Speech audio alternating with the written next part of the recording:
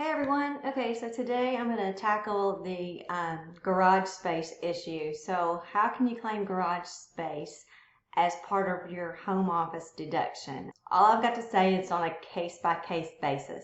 There's no clear ruling, except of course to claim anything as home office deduction, which I'll have a separate video about the home office deduction and what's required, but you have to have exclusive and regular business use of that space for only business purposes. I'm going to assume that you know that already before we start talking about this. Before we get into it, I want to make sure you hit the like button and subscribe to my channel if you haven't already, and hit that bell so that you're notified every time I make a new video to help you grow your business or save on taxes or help you with your bookkeeping.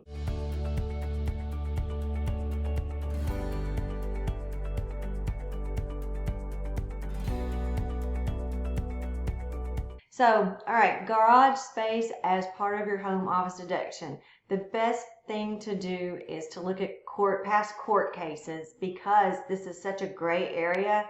Anytime we take a deduction, we want to make sure that we can back it up in case of an audit. And so in order to back up our stance on something, you want to have a court case. That's the best thing to have as your fuel to back up your decision on what to take as a deduction for any business expense. So in this case, I think the best thing to do is to look at some court cases to see what happened, and you'll see that the court rules in favor of the taxpayer sometimes, and sometimes they don't. So it truly is a gray area on whether the garage space can be used as a home office deduction. Let's look at a few of these. The first one is Culp, was his name. He earned an office deduction for 78% of his home. That's huge. That's a nice percentage, but what's really interesting is how the court looked at Mr. Culp's home in deciding that 78% business use. So here's how the court made the computation that produced 78% business use for Mr. Culp. The court counted the garage space as office space because it could find no basis in law or fact for excluding it. So, and just to give you a background, this garage held 2 large printing presses and a large paper cutter that were an integral part to Mr. Culp's business. So, you know, he obviously was using it for business purposes.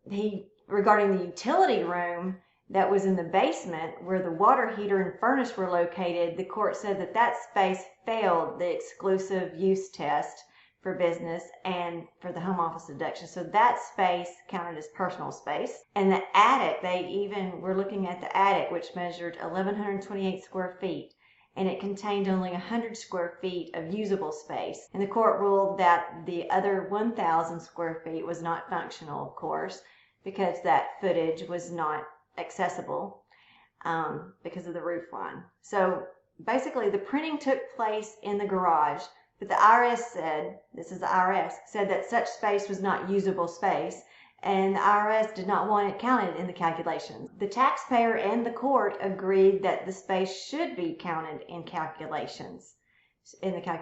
So the taxpayer came out on top this time, and the court ruled in their favor and gave them a 78% of the whole home usage as business. So that's amazing, right? I will say that that's very uncommon. Usually it's like, for instance, you know, a one room in your home used exclusively for your home office. Those are easy ones. But in this case, you know, we're talking about garage, and so there's some gray area. In a different case, the court, and this is the Moretti case, I guess that's how you say the name.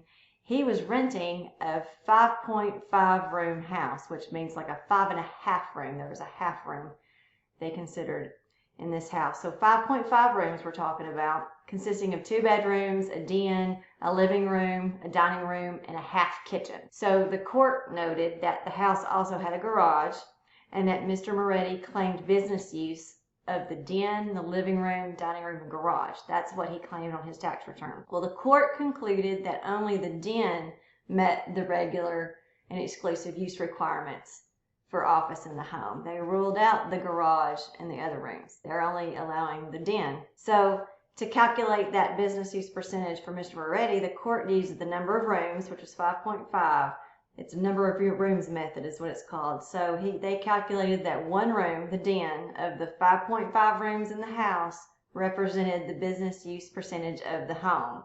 So he had to use that percentage times all the different expenses for the house, like utilities, insurance, rent, etc. So the court ignored the garage space in that case for Mr. Moretti. Another court case, the last one we'll talk about, it was considering 2 garages. So in an effort to save time, the court tried 2 separate daycare cases together. Each case involved the use of a garage. In both these court cases, the IRS excluded the garages from its computations. The IRS did not want to use the garage at all and threw that part out. So the court took the opposite view. So once again, the court ruled against the IRS and in favor of the taxpayer. First, it included both garages in the business use of home calculations. And although it found that one garage met the requirements for the home office deduction, one garage did not. And the key point is that both garages were included in the calculation. So as you can see, this is a huge gray area. You can't just say, yeah, I can claim my garage space because Joe did it. No, you have to look at your business, what you're using it for. Is it used for anything else? You know, a lot of things we have to look at. And as you can see, a lot of times the court disagrees with the IRS and their conclusions. So, you know, we see that court cases and the IRS often do exclude garages. And so we have to be careful when we do include them, that square footage in the home office deduction. And so since you start any disagreement on your tax return with the IRS, you know, some of these court cases can work to your advantage to back your stance up if you include it. As you might think, the rules are very unclear in this area. That's true. And the science involved in tax law is finding cases and rulings and procedures and publications that support your position.